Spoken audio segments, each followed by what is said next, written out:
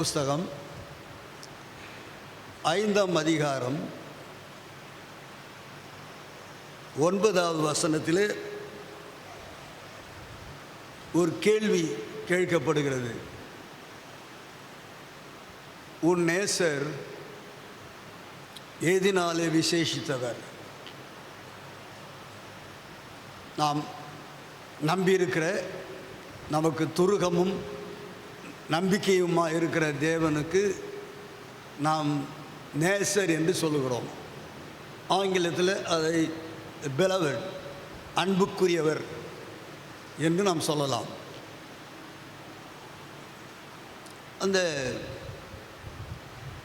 உபாகம உன்னத பாட்டு புஸ்தகத்திலே வலம் வருகிற மணவாட்டியாகிய திருச்சபைக்கு உதாரணமாக எடுத்து பேசப்படுகிற அந்த ஒரு பெண் அங்கே அந்த புத்தகம் முழுவதும் வலம் வருகிறார்கள். அவளை பார்த்து தோழிகள் ஒரு கேள்வி கேட்கிறார்கள். என்ன அப்படி? உன் நேசர் பெரியவரா, விசேஷமானவரா, மற்றவர்களிடத்தில் இல்லாத அந்த எந்த பாக்கியம் உன் நேசரிடத்தில் இருக்கிறது என்று கேள்வி கேட்கிறார்கள். அதுதான் இன்று காலையில் நாம் கேட்கிற கேள்வி. உன் நேசர் இயேசு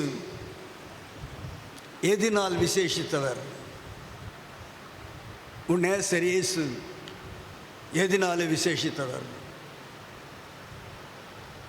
ஆண்டவர் இயேசுவை நாம் அதிகமாக அறியவும் அவரை நெருங்கி சேரவும் ஆண்டவர் எனக்கு கொடுத்த ஒரு தரிசனத்தை நற்செய்தி நூல்களிலிருந்து நாம் தொடர்ச்சியாக கவனித்து கொண்டிருக்கிறோம். 2ஆம் வாரம் 4வது வாரத்தில் அந்த செய்தியை நாம் கேட்டுக்கொண்டே இருக்கின்றோம். அந்த வரிசையில் இன்றைக்கு உன் நேசர் அல்லது என் நேசர், நம் நேசர் எதினாலே விசேஷமானவர் என்று கேட்டால் ஒரே ஒரு வார்த்தையில், என் நேசர் ஜீவிக்கிறார். கொஞ்சம் எல்லாருமா கொஞ்சம் மனசில் சொல்லுவீங்களா? என் நேசர்.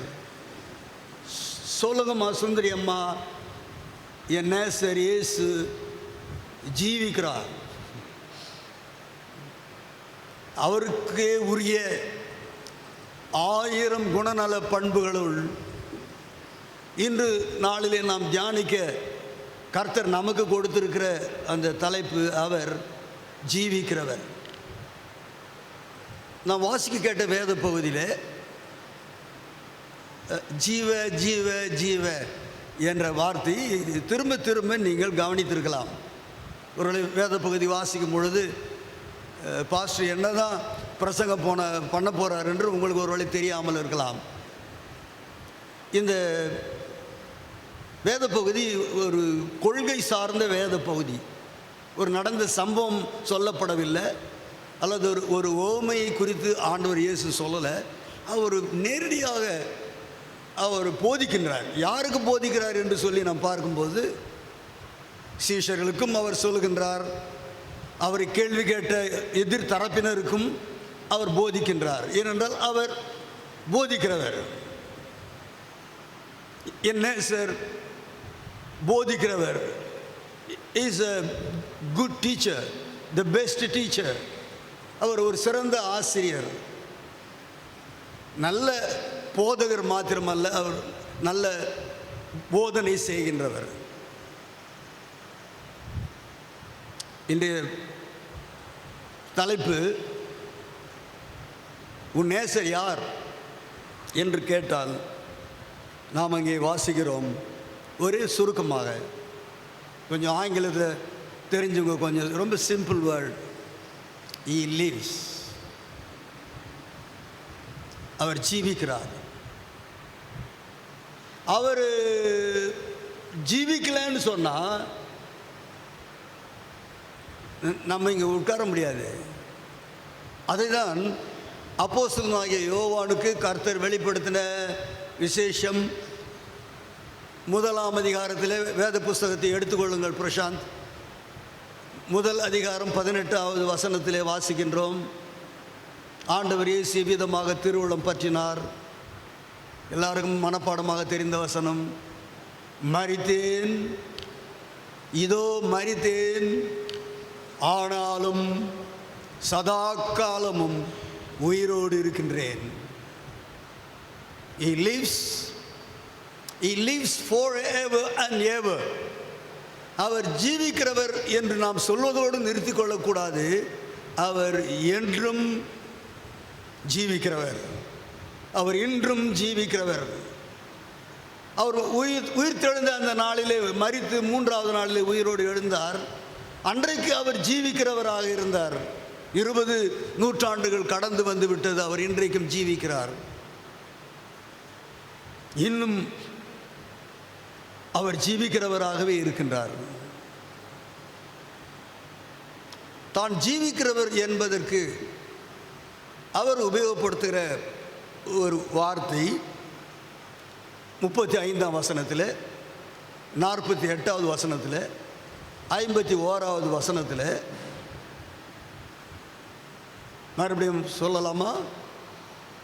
35வது வசனத்தில், 48வது வசனத்தில், 51வது வசனத்தில் ஆண்டவர் இயேசு சொல்கிறார், நானே ஜீவ அப்பம். I am the living bread. I am the living bread. நானே ஜீவ அப்பம். ஜீவ அப்பம் என்று ஒன்று சொல்லும்போது அதில் இன்னொன்று மறைந்திருக்கிறது அல்லது தொக்கி இருக்கிறது என்று நாம் சொல்லலாம். அப்போ ஜீவனுள்ள அப்பம், அதுக்கு எதிரான சொல் செத்த அப்பம். ஒரு காலத்தில் மாத்திரம் அந்த அப்பம் உட்கொள்ள முடிந்தது. ஒரு நேரம் வரும்பொழுது அந்த அப்பம் நின்றுவிட்டது. ஒரு நேரம் வரும்பொழுது கர்த்தர் அந்த அப்பத்தை, நான் இப்பொழுது சொல்வது பழைய ஏற்பாட்டுக்கால விசுவாசிகள் வனாந்தர பாதையில் 40 ஆண்டுகள் கடந்து போன பொழுது அவர்கள் புசிப்பதற்காக வானத்திலிருந்து மன்னா என்கிற அப்பம் பொழிந்தது. அதற்கு ஒரு கால வரையறை இருந்தது.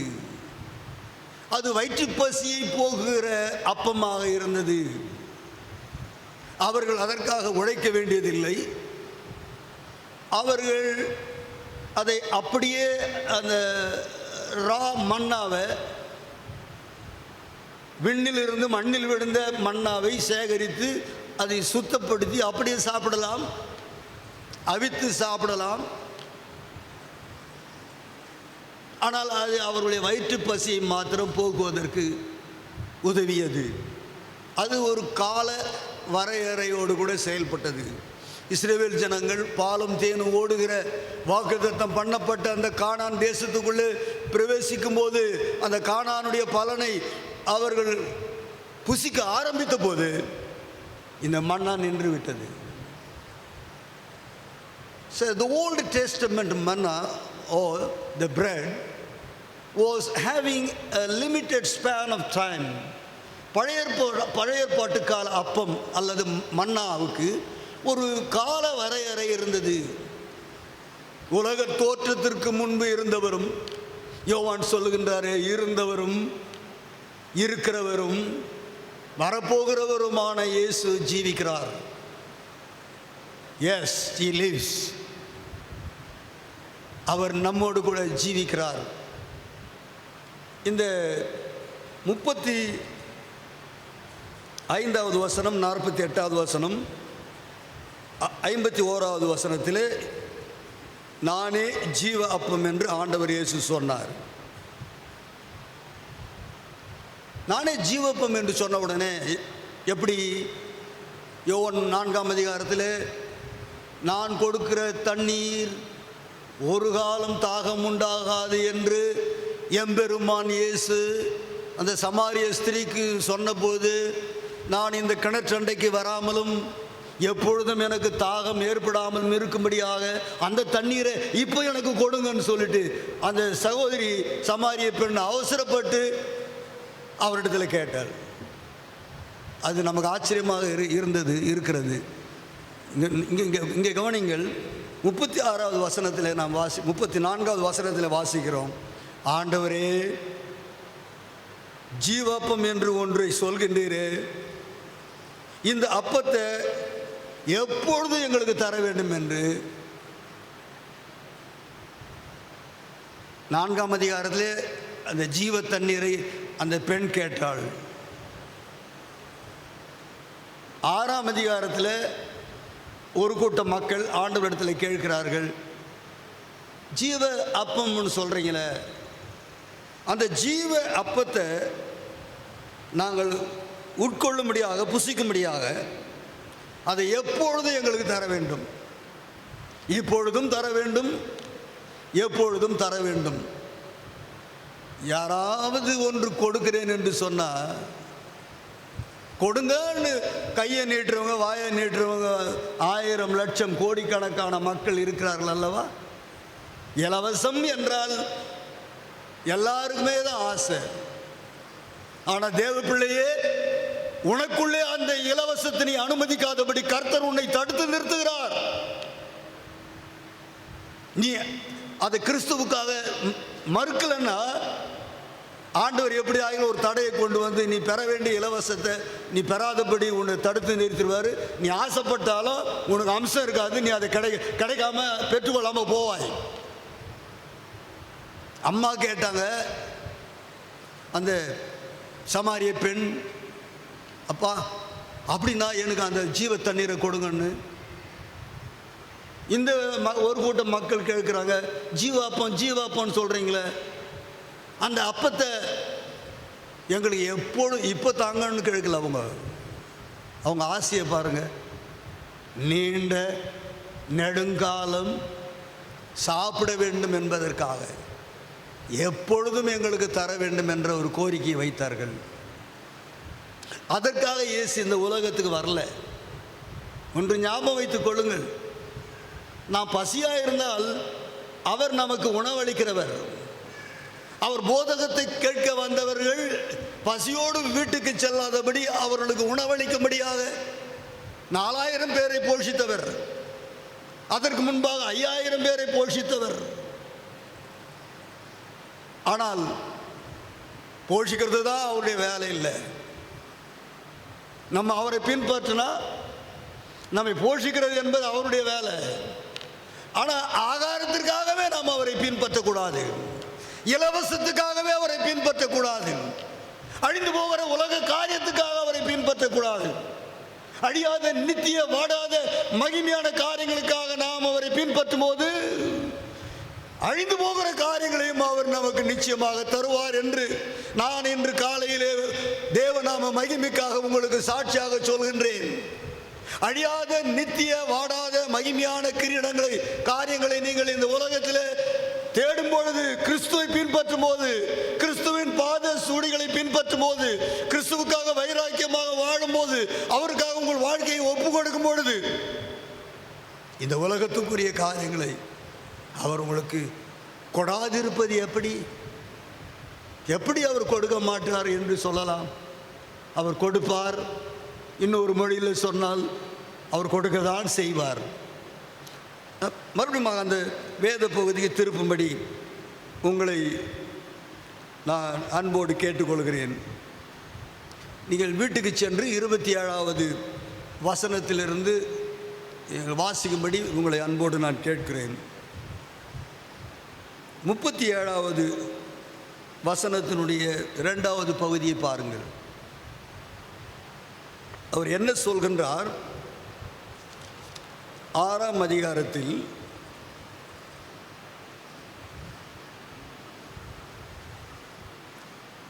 40வது வசனத்தை நான் வாசிக்கிறேன். குமாரனை கண்டு அவரிடத்தில் விசுவாசமாய் இருக்கிறவன் எவனோ அவன் நித்திய ஜீவனை அடைவதும் நான் அவனை கடைசி நாளில் எழுப்புவதும் என்னை அனுப்பினவருடைய சித்தமாயிருக்கிறது. 35வது வசனத்தை எடுத்துக்கொள்ளுங்கள். என்னிடத்தில் வருகிறவன் என்னிடத்தில் வருகிறவன் ஒரு காலம் பசியடையான். அவரிடத்தில் வந்தால் அவர் பசி ஆற்றுவார். சோறு போடுறதை பற்றி அவர் சொல்லலை. அவர் ஜீவ அப்பம். அப்பம் என்பதற்கு பொருள் அப்பம் அல்லது பிரெட் என்று நாம் எடுத்துக்கொள்ளாமல் உணவு என்று எடுத்துக்கொள்ளுங்கள். அவரிடத்தில் வருகிறவன் அவர் சொல்லுகிறார், என்னிடத்தில் யார் யார் வருகின்றானோ. கொஞ்சம் புதுசாக ஞானஸ்தானம் பெற்ற அந்த தம்பி, இந்த பக்கம் எனக்கு வலது பக்கத்தில் புதுசாக சபைக்கு வரக்கூடிய சகோதரிகள், இன்னும் யாராவது நீங்கள் முதன்முறையாக திருச்சபைக்கு வந்திருந்தால் ஆண்டவர் இயேசு உங்களை அழைக்கின்றார். என்னிடத்தில் வருகிறவனை நான் புறம்பே தள்ளுவதில்லை. 37வது வசனத்தினுடைய 2வது பகுதியை நீங்கள் பார்த்தால் என்னிடத்தில் வருகிறவனை நான் புறம்பே தள்ளுவதில்லை. மத்தேயு 11:28 என்ன சொல்கின்றார்? வருத்தப்பட்டு பாரம் சுமக்கிறவர்களே. நம்ம கிறிஸ்தவன் அந்த வசனத்தை மாற்றி தெருவில் பேசும்போது பாவபாரம் இந்த பாவம் பாரம்னு சொன்ன உடனே வீட்டுக்குள்ளே இருக்கிறவன் ஒருத்தனும் வெளியில் வரமாட்டான். இவனுக்கு போய் சேர வேண்டிய இவன் சொல்கிற சத்தியம் காதில் போய் விழாது. ஆண்டவர் இயேசு என்ன சொன்னார்? வருத்தப்பட்டு பாரம் சுமக்கிறவர்களே. மனுஷர் இந்த உலகத்தில் நம்ம யாராக இருந்தாலும், செல்வந்தர்களாக இருந்தாலும், வறுமை கோட்டுக்கு கீழே வாழுகிறவர்களாக இருந்தாலும், மாணவிகளாக இருந்தாலும், மாணவர்களாக இருந்தாலும், படித்து வேலை பார்க்கிறவர்களாக இருந்தாலும், வயதில் பெரியவர்களானாலும் வயதில் சிறியவர்களானாலும், நாம் ஏதோ ஒரு வகையில் நாம் பாரத்தை சுமந்து கொண்டிருக்கின்றோம். அந்த பாரம் நமக்கு வருத்தத்தை கொடுக்கிறது. ஒரு ஆங்கில மொழிபெயர்ப்பில் ஹெவி லேடன், அதிகமாக துன்பத்தில் உழந்து கொண்டிருக்கிறவர்களே என்று அதற்கு பொருள். வருத்தப்பட்டு மத்தேயு 11:28 தான் இப்பொழுது நாம் தியானித்து கொண்டிருக்கிறோம். வருத்தப்பட்டு பாரம் சுமக்கிறவர்களே. நீங்கள் ஒருவேளை கிறிஸ்தவர்களாக இருக்கலாம், ஆனால் நீங்கள் பாரத்தை சுமந்து கொண்டிருக்கிறீர்கள். உங்கள் பாரத்தை சுமப்பதற்கு யாருமே இல்லை என்று நீங்கள் அவல ஓசை எழுப்பி கொண்டிருக்கிறீர்கள். உங்கள் பாரத்தை சுமக்கும்படியாக 2000 ஆண்டுகளுக்கு முன்பாக ஆண்டவராய் இயேசு கிறிஸ்து கல்வாரி சிலுவையிலே அவர் நமக்காக சிலுவையிலே சுமந்து தீர்த்து விட்டார். பெர்குமான் செய்ய பாடுவார், இயேசு சுமந்து கொண்டாரே, நான் சுமக்க தேவையில்லை. சேர்ந்து பாடுவோமா? இயேசு சுமந்து கொண்டாரே, நான் சுமக்க தேவையில்லை. இயேசுவின் காயங்களா சுகமானே, சுகமானே. இயேசுவின் காயங்களா சுகமானே, சுகமானே. இயேசு சுமந்து கொண்டார். அவர் மறுபடியும் ஒரு முறை சுமக்க வேண்டிய அவசியம் இல்லை. He finished his part.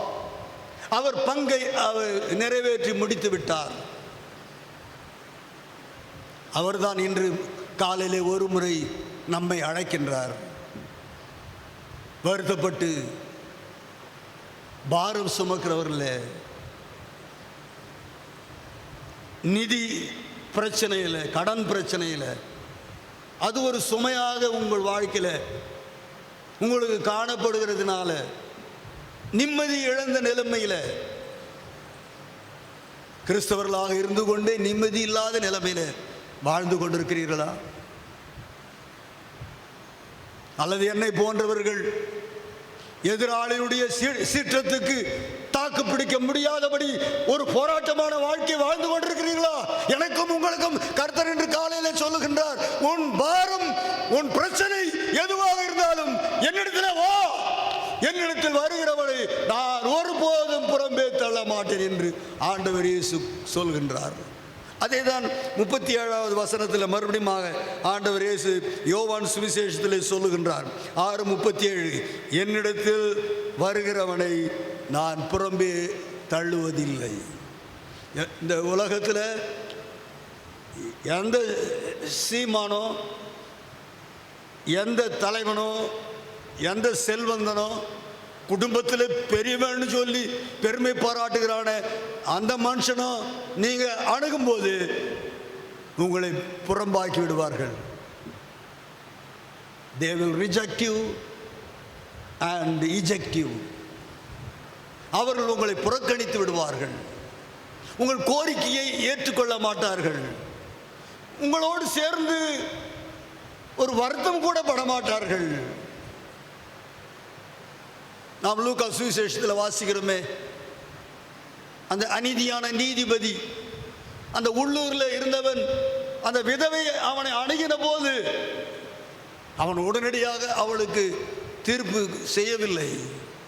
அதுபோல விதவை அந்த நீதிபதி அணுகினால் அந்த விதவை வாசலிலே வந்து நின்றவுடனே அவன் கதவை தாளிட்டு கொண்டு அவன் வீட்டுக்குள்ளே போய்விடுவான். ஏசி ரூமுக்கு போய்விடுவான்.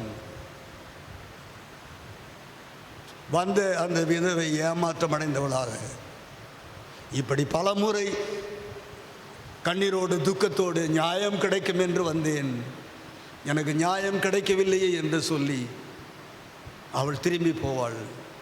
இன்று காலையில் என் நேசர், நம் நேசர், அவர் ஜீவிக்கிறார். என்றைக்கும் அவர் ஜீவிக்கிறார். அவர் இன்றைக்கும் ஜீவிக்கிறார். அவர் ஜீவிக்கிறதுனாலே சொல்லுகின்றார், பாரம் சுமக்கிற நீங்கள் யாவரும் என் அண்டைக்கு வாருங்கள், நான் உங்களுக்கு இளைப்பாறுதல் தருவேன். I will never reject them.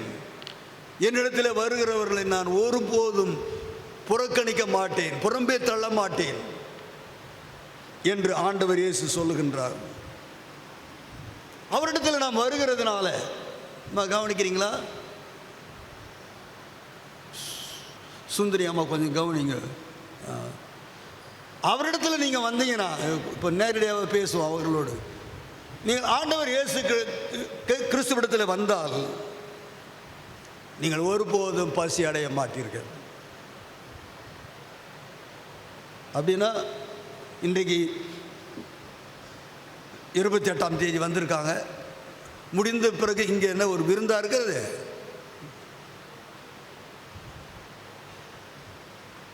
இப்படி வந்தவர்களுக்கு ஒரு காபி கூட இந்த கோயிலில் கொடுக்க மாட்டாங்க.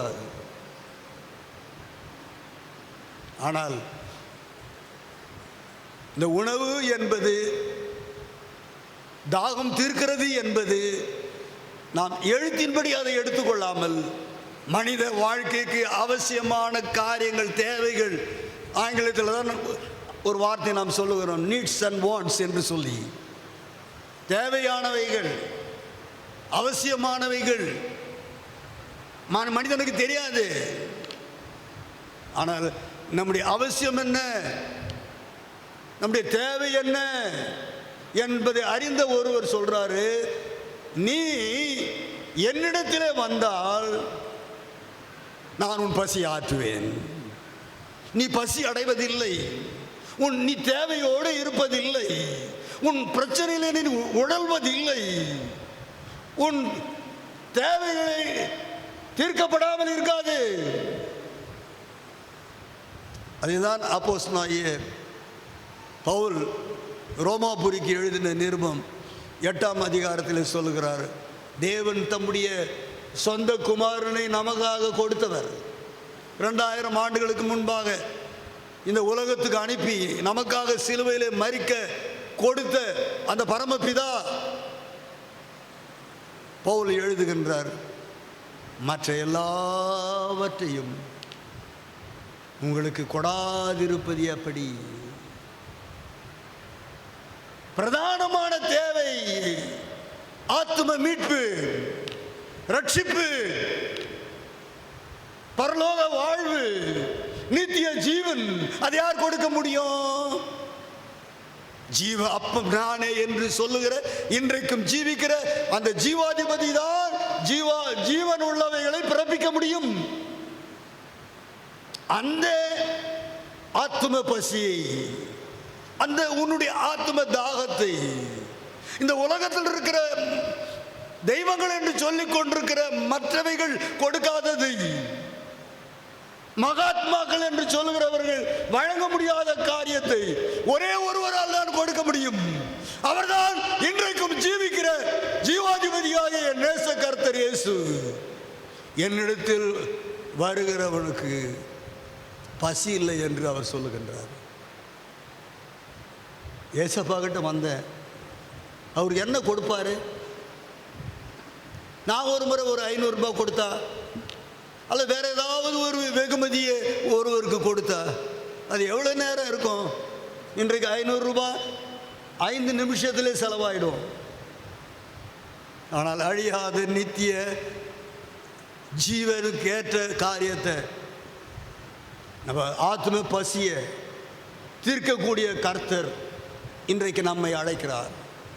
என்னிடத்தில் வருகிறவனை நான் புறம்பே தள்ளுவதில்லை, என்னிடத்தில் வருகிறவன் பசி அடைவதில்லை. எத்தனை முறை சாப்பிடணும்? ஒரே ஒரு முறை அந்த இறையை விழுங்கணும். நான் மறுபடியும் உங்களுக்கு எல்லாருக்கும் புரிகிற மாதிரி கர்த்தர் ஆவியானவர் இப்பொழுது பேசி கொண்டிருக்கிறார். ஒரே ஒரு முறை அந்த இறை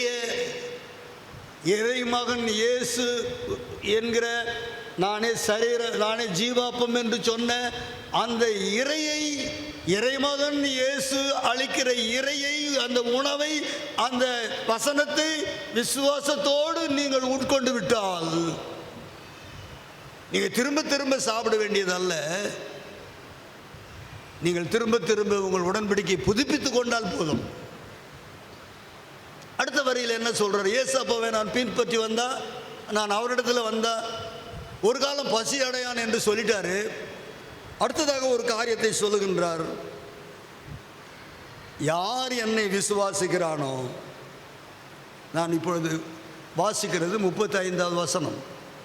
யார் என்னை விசுவாசிக்கிறானோ அவன் ஒரு காலம் தாகம் அடையான். இப்போ 2 காரியத்தை சொல்றாரு.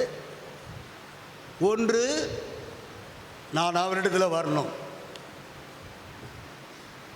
வந்த நான் விசுவாசிக்கணும்.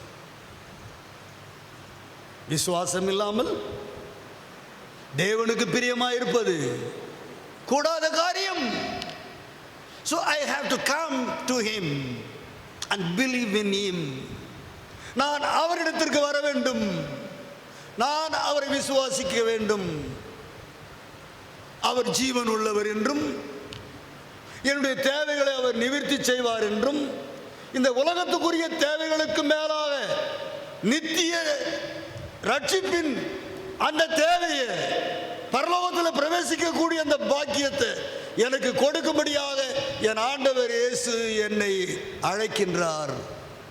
அவருடைய அன்பின் குரல் கேட்டு நான் அவரிடத்திலே வரும்போது அடுத்தது என்ன சொல்றாரு? என்னை விசுவாசிப்பான்றாரு. சொல்லுங்க. இப்போ முதல் கட்டளை என்ன?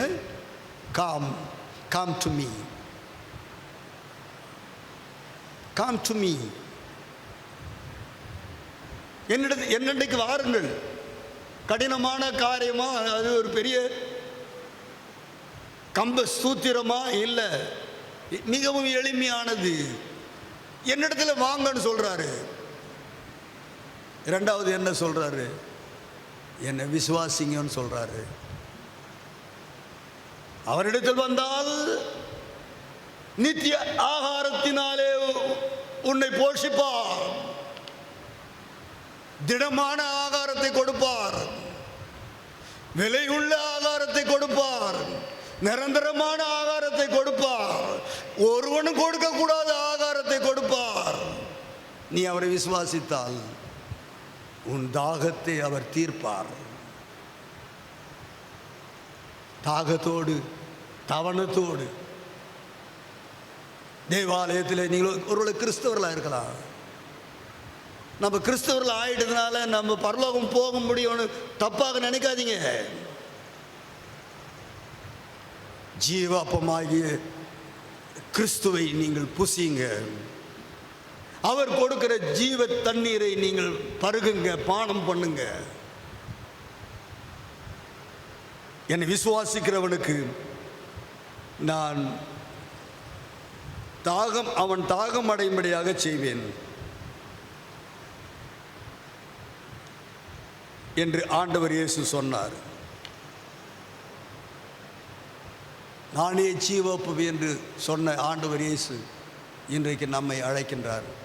அந்த ஒரு பல்லவியை நாங்கள் ஆங்கிலத்தில் பாட இருக்கின்றோம். எங்களோடு தெரிந்தவர்கள் நீங்கள் சேர்ந்து பாடலாம். இது விசேஷ பாடல் இல்லை, நம்ம சபையில் உபயோகப்படுத்துகிற பாடல்.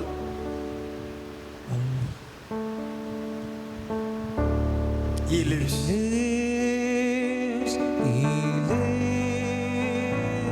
Christ Jesus lives today. He walks with me and talks with me along life's narrow way. He lives, salvation to impart. You ask me how I know He lives. He lives within my heart. எங்க ஜீவிக்கிறார்னு கேட்குறீங்களா? அந்த பாடலை எழுதிய அந்த பக்தன் என்ன கேட்கிறார்? இயேசு எங்க ஜீவிக்கிறார்னு கேட்குறீங்களா? அந்த பாடலை எழுதிய அந்த தேவ மனிதன் சொல்றாரு, அவர் ஜீவிக்கிறாரு, அவர் எனக்குள்ளே ஜீவிக்கின்றார். அவர் பரலோகத்தில் ஜீவிக்கின்றார்.